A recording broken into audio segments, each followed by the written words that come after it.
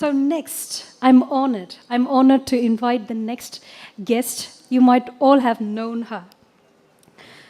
பேராசிரியர் முனைவர் ஈசா பர்வீன் சுல்தானா நீதிபதி பஷீர் அகமது மகளிர் கல்லூரியில் தமிழ்துறை பேராசிரியராக பணிபுரிந்து வருகின்றார். இதுவரை 7 ஆய்வு நூல்களை எழுதியுள்ளார். அனைத்துலக பேச்சாளராக திகழும் பேராசிரியர் இலக்கிய பேச்சுலகில் உலகம் முழுவதும் புகழ்பெற்றிருப்பவர். தன்முனைப்பு பேச்சாளராக பெண்கள் மற்றும் மாணவர்கள் மத்தியில் கூர்ந்து கவனிக்கப்பட்டு வரும் இவர் ராஜ் டிவியின் த ஐடியாலஜிஸ்ட் அவார்ட், விஜய் டிவியின் டிபேட்டர் அவார்ட், ஹியூமர் கிளப்பின் Aachi Manorama award, life time achievement award, Bharathi award, rotary கிளப்பின் எக்ஸலன்ஸ் இன் பொட்டென்ஷியல் அவார்ட் போன்ற பல விருதுகளை பெற்றுள்ளார். பேராசிரியர் பர்வீன் சுல்தானா, உங்களை நம் மருத்துவர்களை பாராட்டி வாழ்த்தவரை அனுப்ப வேண்டுகிறேன். விசை உரு பந்தினை போல் விசை உரு பந்தினை போல் உள்ளம் வேண்டும்படி செல்லும் உடல் கேட்டேன்,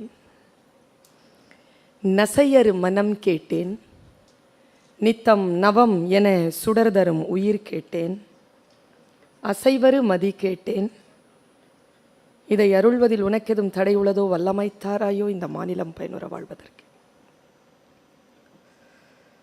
தெளிவுறவே அறிந்திடுதல் தெளிவுறவே அறிந்திடுதல், தெளிவு பெற மொழிந்திடுதல், சிந்திப்போர்க்கே களிவளர உள்ளத்தில் ஆனந்த கனவு பல காட்டல், கண்ணீர் துளிவர உள் உருக்குதல், இவையாவும் நீ அருளும் பணிகளென்றோ எனும் இறை வணக்கத்தை முன்வைத்து கண்ணியத்திற்கும் போற்றுதலுக்கும் உரிய இந்த மேடையை மிக சிறப்பாக சிறப்பித்து கொண்டிருக்கக்கூடிய பெருந்தகை அருமையா ரெட்டி அவர்களே, திரு தாமோதரன் அவர்களே, நான் நிரம்ப மரியாதை செய்யக்கூடிய, தான் எந்த காரியத்தை எடுத்தாலும் அந்த காரியத்தின் முனையை உச்சத்தை தொடக்கூடிய ஆற்றல் பெற்ற பெருந்தகை அருமையா நட்ராஜ் ஐபிஎஸ் அவர்களே, மேடையில் விற்றிருக்கக்கூடிய இன்னபிற சிறப்பு விருந்தினர்களே, அன்பு சகோதரர் கனி அவர்களே, கண்களிலே கனவுகளோடு தன் குழந்தைகளை வெளிநாட்டில் படிக்க வைத்தும் இந்திய நாட்டில் தகுதி பெற வைத்தும் செம்மாந்து அமர்ந்திருக்கக்கூடிய வணக்கத்திற்குரிய பெற்றோர்களே, தன் வாழ்க்கையின் சுவையை இதோ நாளையிலிருந்து அனுபவிக்க தொடங்கி இருக்கக்கூடிய வெற்றியாளர்களே, உங்கள் அத்துணை பேரையும் இந்த நல்ல நேரத்தில் வணங்கி மகிழ்கிறேன். உங்களை பாராட்ட வேண்டும். நாளையிலிருந்து நீங்கள் சந்திக்க போகின்ற உங்களுடைய வாழ்க்கையின் அந்த வினாடிகளை நீங்கள் சந்திப்பதற்காக உங்களுக்கு எழுச்சி ஊட்டுவதற்கான சில சொற்களை சொல்ல வேண்டும் என்றுதான் கனி அவர்கள் என்னை இங்கே அழைத்திருக்கிறார்கள்.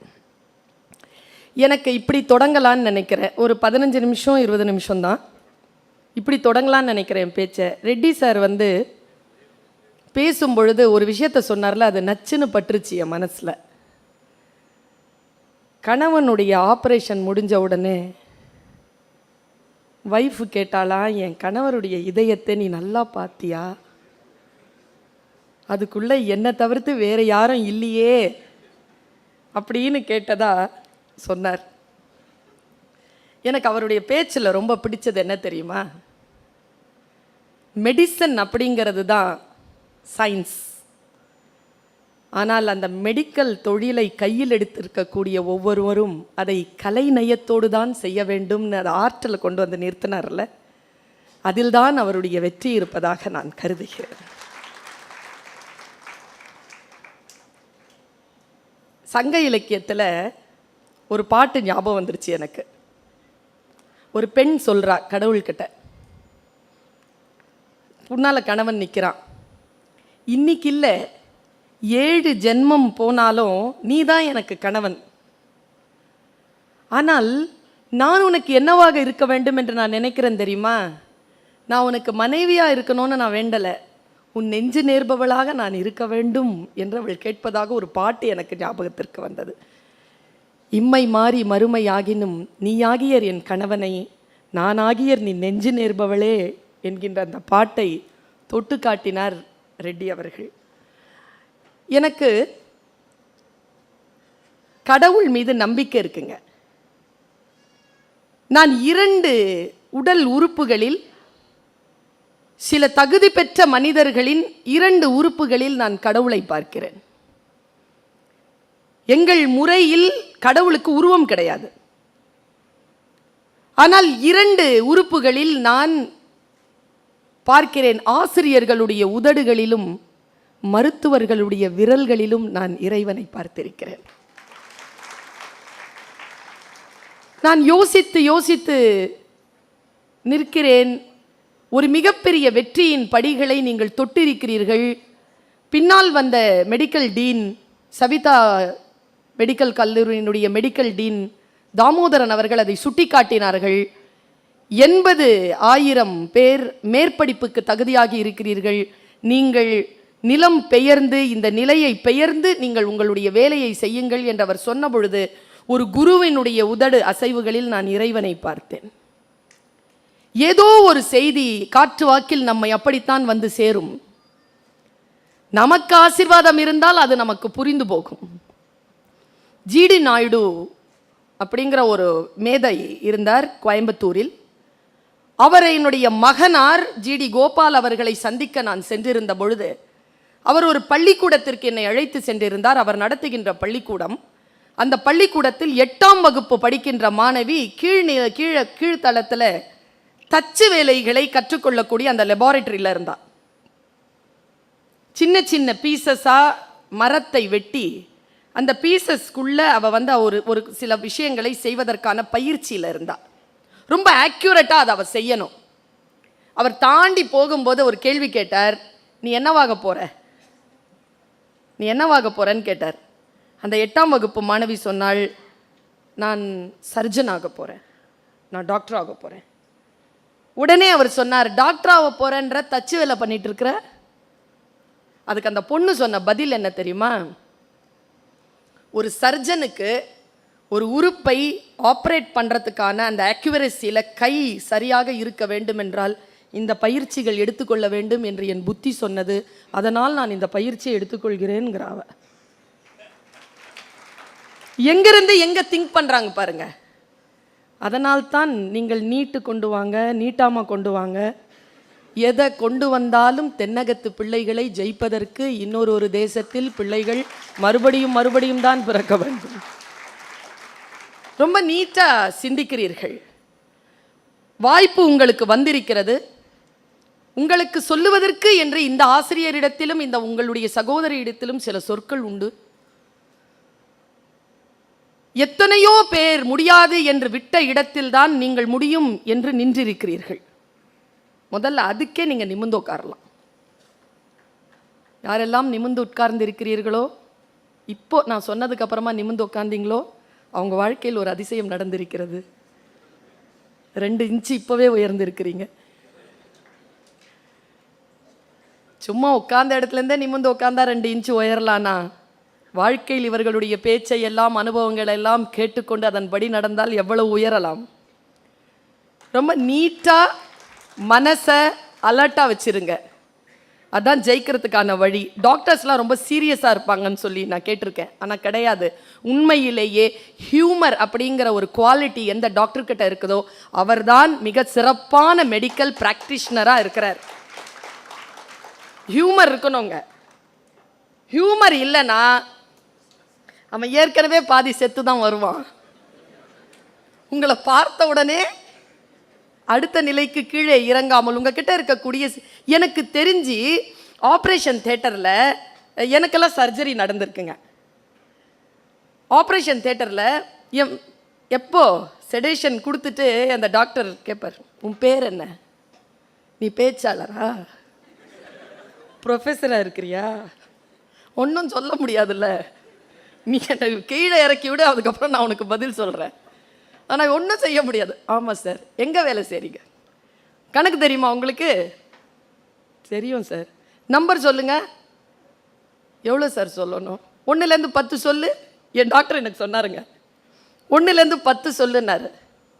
1, 2 நான் நினைக்கிறேன் பிஹெச்டி வெங்காய பச்சடி தயிர் பச்சடி எல்லாம் படிச்சுட்டு இந்த ஆள் கையில் சிக்கிக்கிட்டு நம்பர் சொல்கிறாரு. 1 2 அப்படி சொல்லப்படாது. 10லேருந்து 9 8ன்னு சொல்லு. செடேஷன் கொடுத்துருக்காங்க, ஏறுது அது உள்ள. நான் சிரிச்சிட்டேன். 10 9 8 7 6ன்னு சொன்னேங்க. 5ன்னு சொல்லும்போது வார்டில் இருக்கேன். கண்ணை திறந்து 5ன்னு சொன்னேன். ஆப்ரேஷன் முடிஞ்சிருச்சு.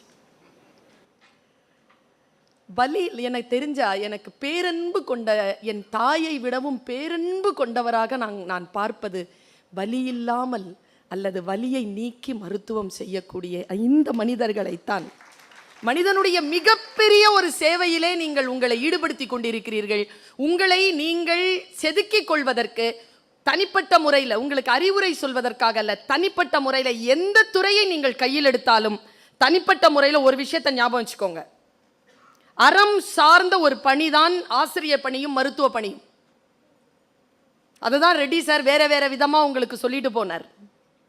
அறம் சார்ந்த ஒரு பணி. இந்த அறம் சார்ந்த ஒரு பணியை கல்வியும் மருத்துவமும் கையில் எடுத்துக்கொள்ளவில்லை. இன்றைக்கு அது ரொம்ப எக்ஸ்பென்சிவாக போயிடுச்சு. ஆனால் அதை கையில் கொடுத்திருக்கக்கூடிய இறைவனுக்கு நன்றி. நான் ஆசிரியராக நிற்கிறேன், நீங்கள் மருத்துவராக நிற்கிறீர்கள். ரெண்டுமே ரொம்ப நோபல் ப்ரொஃபஷன், ரொம்ப மிகப்பெரிய ப்ரொஃபஷன். இறைவனுடைய மிகப்பெரிய பெருங்கருணை இல்லாமல் அந்த ப்ரொஃபஷன் அவ்வளோ சீக்கிரமாக மற்றவர்கள் கைக்கு வராது. நான் சமீபத்தில் ஒருத்தருடைய பேச்சு கேட்டேங்க. என் மனசில் சில சிந்தனைகள் வருகின்றன. ஒரு தச்சு வேலை செய்யக்கூடிய குழந்தை சர்ஜன் ஆகிறதுக்கான ஒரு லிங்க் எப்படி கொடுத்துச்சோ, பெரிய விஷயங்களை சிந்திப்பதற்கான வார்த்தைகளை நான் இதோ உங்களுக்கு தருகிறேன். என் வார்த்தைகளிலிருந்து அடுத்த கட்டத்திற்கு போய் உள்ள இன்பிட்வீன் லைன்ஸ் நீங்க வாசித்துக் கொள்ளுங்கள். ஒருவர் பேசிக் கொண்டிருக்கிறார், நான் அவர் பேச்சை கேட்கிறேன். ஆசிரியராக இருக்கக்கூடிய எனக்கும் அவருடைய பேச்சுக்கும் பணிக்கும் எந்த தொடர்பும் இல்லை என்று என்னால் விலகிவிட முடியும். ஆனால் ரொம்ப ஆழமா பண்ணனா என்னால் இன்டர் கனெக்ட் பண்ண முடியும். அதை எந்த சொல்லையும் யார் ஒருவர் இன்டர் கனெக்ட் பண்ணிக்கிறாங்களோ அவர்கள் அந்த துறையில் ஜெயிக்கிறார்கள். நீங்க புத்தருடைய ஒரு மந்திரம் கேட்டிருக்கீங்களா? புத்த மதத்தினுடைய மந்திரம் எப்பவுமே அந்த சாதுஸ், அந்த மாங்க் சொல்லிக்கிட்டே இருப்பாங்க. புத்தம், அப்புறம் தம்மம் சரணம், ரெண்டாவது சங்கம் சரணம் கச்சாமி, மூணாவது தர்மம் சரணம் கச்சாமி. 3 பெற்றோர்கள் தான் சொல்லுகிறீர்கள், பிள்ளைகளுக்கு தெரியல பாருங்க, இல்லை தெரிந்தும் சொல்லாமல் இருக்கிறார்கள். இதில் ஒரு ரகசியம் அடங்கி இருக்கு. நான் இதை உங்களுக்கு இன்றைக்கு சொல்லுகிறேன். உங்களுடைய 20-25 வருட அனுபவத்திற்கு பிறகு வேண்டுமானாலும் இதை நீங்கள் நினைத்து கொள்ளலாம். புத்தம் சரணம் கச்சாமி என்ன அர்த்தம்னா, ஒரு துறைக்குள் நீங்கள் போகிறீர்கள் என்றால் ஒரு தனி மனிதனுடைய ஏதோ ஒரு அழைப்பின் பேரில் தான் அந்த துறைக்குள் போயிருப்பீர்கள், இல்லைன்னா ஏதோ ஒரு இன்ஃப்ளூயன்ஸ்ல தான் போயிருப்பீங்க. அதனால் அந்த குருவிற்கும் யார் உங்களை இந்த துறைக்கு அழைத்து சென்றார்களோ அவர்களுக்கும் சரணம். புத்தம் சரணம் கச்சாமி. சரி, புத்தம் சரணத்தோடையே இருந்துடலாமா? இல்லையா. புத்தர் எங்கே கூட்டிட்டு போனாரோ அந்த சங்கம் சரணம் கச்சாமி, அந்த சங்கத்தோட நிக்கணுமா, அந்த இன்ஸ்டிடியூஷனோட நிக்கணுமா? சரி, இன்ஸ்டிடியூஷனோடயே நின்றுடலாமா? இன்ஸ்டிடியூஷன் மாற வேண்டாமா? தாமோதரன் சொன்ன மாதிரி மாறலாம். தனி மனிதனை புத்தனை விட்டு சங்கத்தை விட்டாலும் அந்த புத்தனும் சங்கமும் போதித்த கொள்கையை விட்டு ஒரு நாளும் மாறக்கூடாது என்பதற்காக தம்மம் சரணம் கச்சாமி என்று சொல்கிறார்கள்னு அவர் சொன்னாருங்க. தனி மனிதனும் இன்ஸ்டிடியூஷனும் முக்கியம் இல்லை, மிக முக்கியம் நாம் எடுத்துக்கொண்டிருக்கக்கூடிய கொள்கை தான். மனித சேவை என்கின்ற இந்த கொள்கையிலே நம்மை நாமே மிக ஆழமாக இணைத்து கொண்டிருத்தல். பணம் எல்லாரும் சம்பாதிக்கலாங்க, பணம் சம்பாதிக்கிறதுக்கான ஒரு பெரிய விஷயம் ஒன்றும் கிடையாது இந்த உலகத்தில். வேலை செஞ்சால் பணம் கிடைக்கும், ஆனால் எவ்வளவு என்பதுதான். வேதாத்ரி மகரிஷி சொல்கிறார், நீ 5 கோடி சம்பாதிக்கிறியா, சம்பாதிச்சுக்க, ஆனால் சாவரத்துக்குள்ள அதை சமூகத்திற்கு திருப்பி கொடுத்துட்டு போயிடு, அதே மாதிரி சம்பாதிச்சினார். கஷ்டங்க. 1 கோடி சம்பாதித்து விட்டு நம்முடைய குடும்பத்திற்காக செலவு செய்து கொண்டாலும் பிறகு மறுபடியும் அந்த கோடியை சம்பாதித்து திருப்பி கொடுக்கணுமா சமூகத்துக்கு. சமூகத்திற்கு என்று நமக்கு ஒரு மிக முக்கியமான பணி இருக்கிறது. அந்த பணியை எடுத்துக்கொள்வதற்காக நீங்க வந்திருக்கிறீங்க. நான் எப்பவுமே சொல்லுவேன், போராடு, வாழ்க்கையில் போராடு. சுடும் வரைக்கும் தான் நெருப்பு, சுற்றும் வரைக்கும் தான் பூமி, போராடும் வரைக்கும் தான் மனிதன். போராடு போராடுன்னு பேசிட்டு இருந்தேங்க. ஒரே ஒரு சின்ன விஷயத்தை கத்துக்கிட்டேன். அதிலிருந்து கொஞ்சம் நிதானம் வந்துருச்சு. சொற்களில் நிதானம் வந்துருச்சு. சொற்கள், வார்த்தைகள், அறிவு வருகின்ற பொழுது வாழ்க்கையில் சில நிதானங்கள் வருகின்றன, நடுக்கங்கள் தீர்கின்றன. அந்த நிதானமான ஒரு விஷயம் சொல்லட்டுமா? ஒரு பாம்பு ஒன்று இருந்துச்சான். அந்த பாம்பு ஒரு சமையலறைக்குள்ள நுழைஞ்சிருச்சு. அப்படியே நுழையும் பொழுது அங்க ஒரு கத்தி வச்சிருந்துதான். கத்தியில பட்டுருச்சு, உடம்பு கிழிஞ்சிருச்சு. கோபத்தில் திரும்பி கத்திய முறைச்சிருக்கு பாம்பு. அந்த நேரம் பார்த்து ஜன்னல் பக்கமா மேகம் விலகி சூரியன் வந்துருச்சு. சூரியனுடைய ரிஃப்ளெக்ஷன் கத்தியில தெரியுது. என்னையா அறுத்தன்னு சொல்லிட்டு அது முறைக்குது. அந்த ரிஃப்ளெக்ஷன் தெரிஞ்ச உடனே வெளிச்சம் வேற காட்டுறியான்னு போய் ஒரு கொத்து கொத்துச்சு, வாய் கிழிஞ்சிருச்சு. அதுக்கப்புறமா கேட்டா வாய வேற கிழிக்கிறியான்னு கட்டி புரண்டுச்சு, துண்டு துண்டா போயிடுச்சுன்னு ஒரு கதை, ஜென் கதை. நீ போராடலாம், யாரோடு என்பதிலே தெளிவு இருக்க வேண்டும். யாரோடு நாம் போராட போகிறோம், எந்த சூழ்நிலையோடு போராட போகிறோம். எனக்கு இந்த 2 டவுட் இருக்குங்க. இந்த பாம்பு இருக்குல்ல, பறவை வச்சு இப்படி ஒரு பாம்பு இருக்குல்ல, அந்த ஐகானுக்கு என்னங்க பொருள்?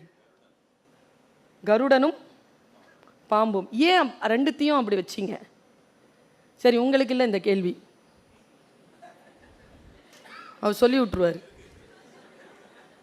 அப்புறம் இன்னொன்று பார்த்துருக்கேன், ஒரு ஒரு ஒரு கிளாஸு, அதில் பாம்பு சுற்றி ஒரு விஷம் உள்ளே போயிருக்கும். சவுதி அரேபியா அந்த மாதிரியான ஈஸ்ட் கண்ட்ரீஸ் எல்லாத்துலேயும் மருந்து கிடைக்கு, அதுதான் ஐகான். அது ஏன்?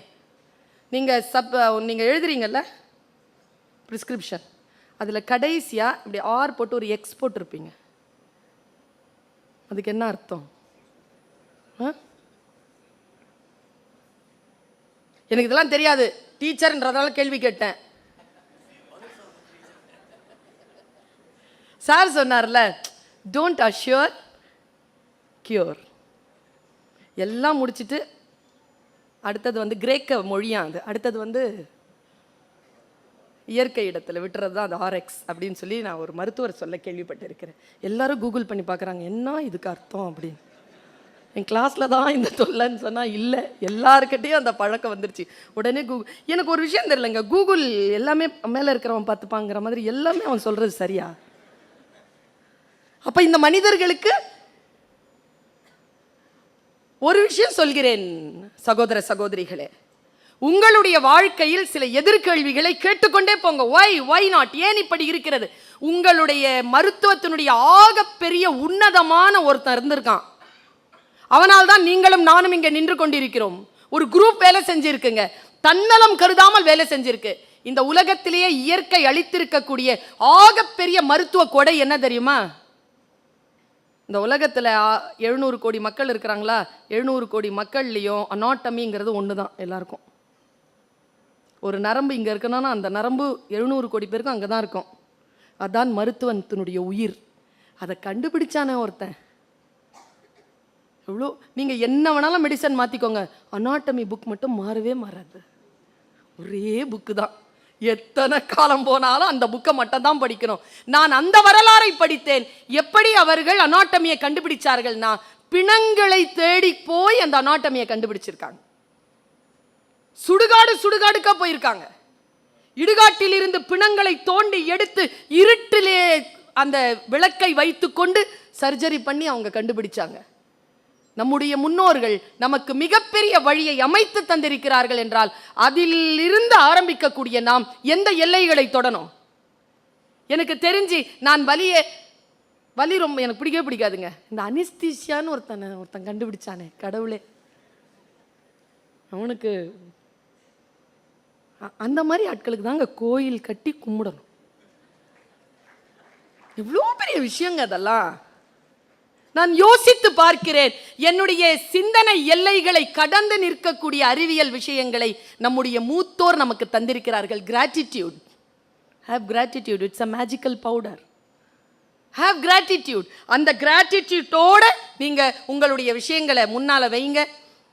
எனக்கு உங்களுக்கு சொல்ல வேண்டும் என்று தோன்றுவதால் நான் சொல்லுகிறேன். எனக்கு குருமார்கள் ரொம்ப பிடிக்கும்.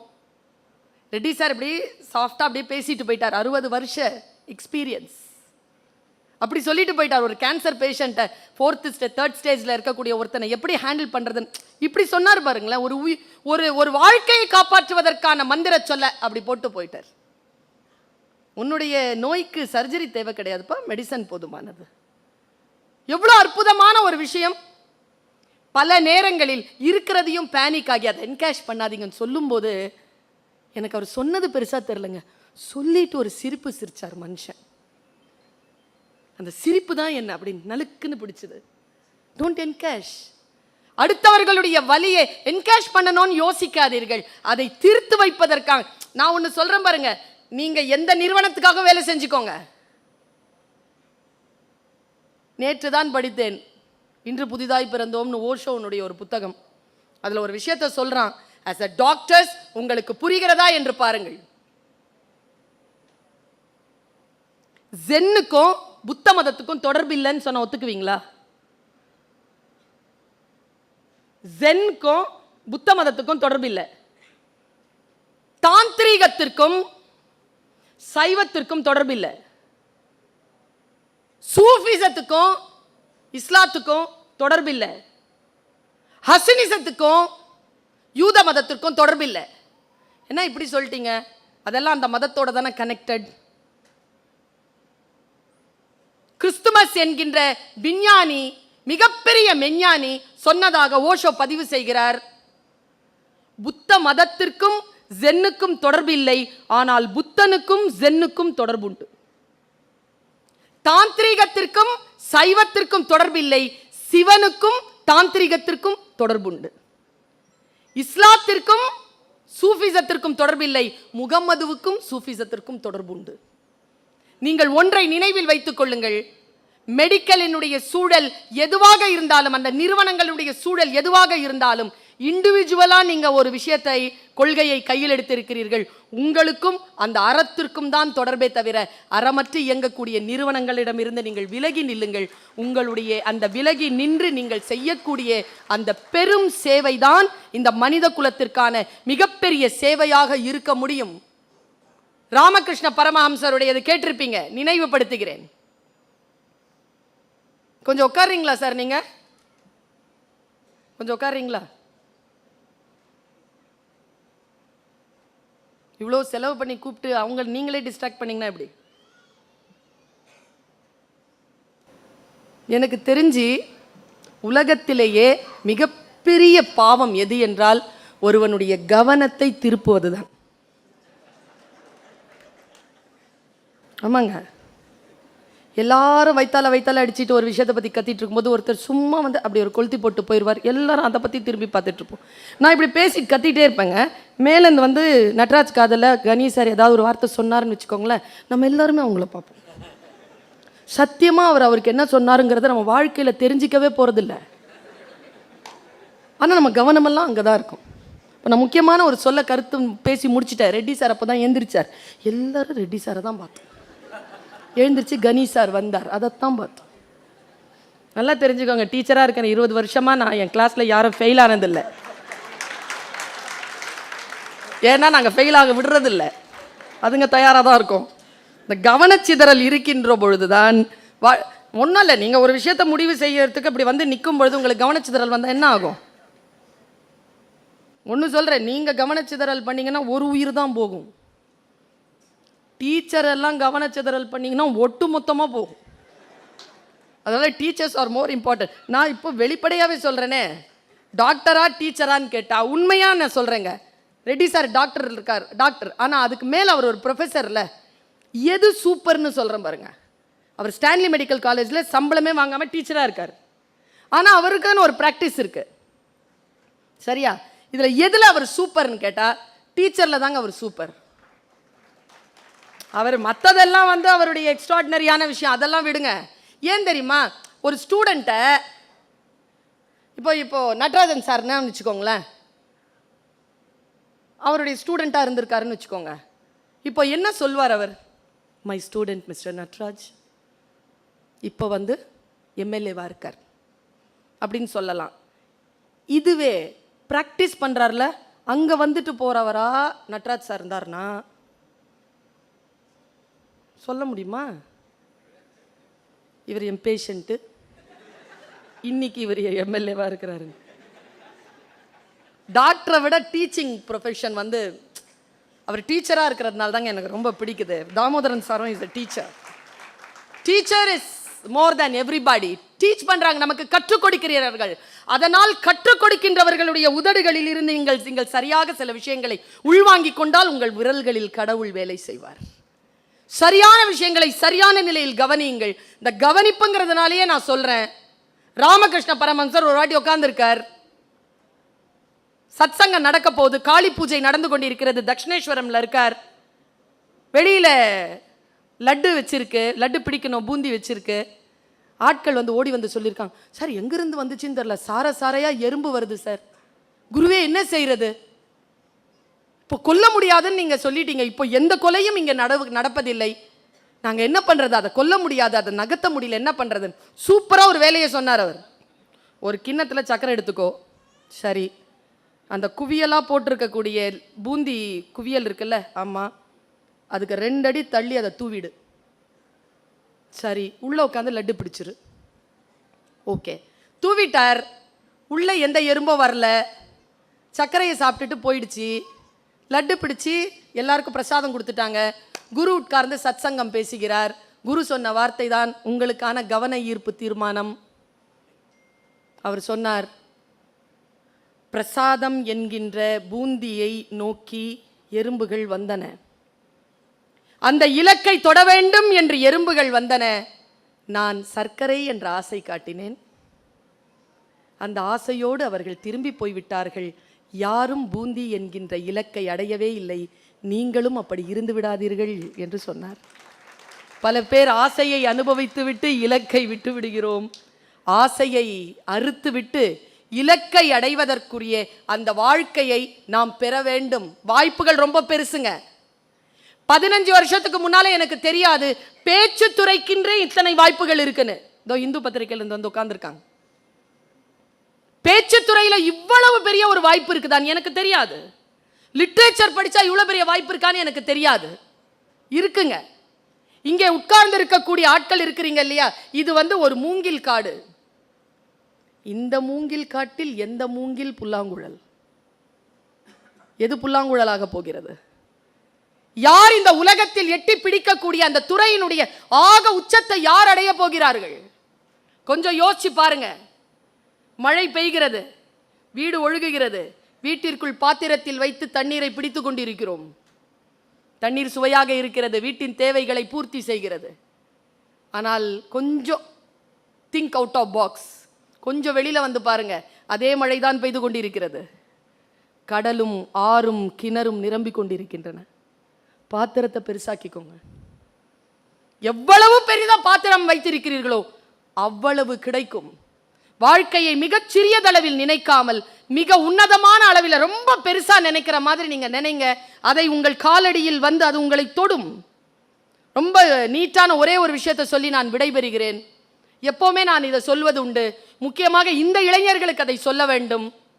நீங்க எல்லாருமே வந்து சயின்ஸ் படிச்சவங்க. சயின்ஸ் அப்படிங்கிறது ரொம்ப அற்புதமான ஒரு விஷயம். அதை படிச்சுட்டீங்க, அதை ஆர்டிஸ்டிக்கலாக பயன்படுத்துங்கன்னு சொல்லிட்டாங்க. பட் அதை நீங்கள் பயன்படுத்துகின்ற பொழுது எப்படி பயன்படுத்தணும் அப்படின்னு ஒரு டீச்சராக நான் சொல்லிட்டு போகிறேன்.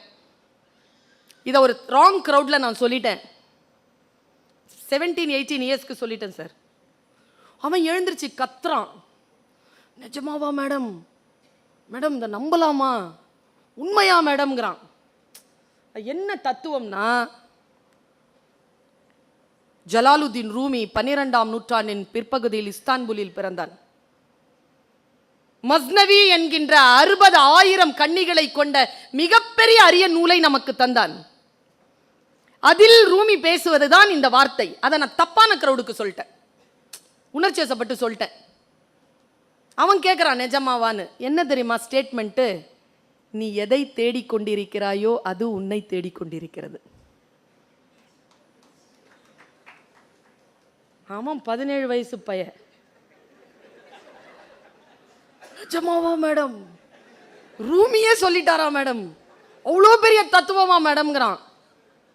நான் ஒன்று சொல்கிறேன் பாருங்க, அதை உங்களுடைய விஷயத்துக்கு அப்ளை பண்ணுங்க.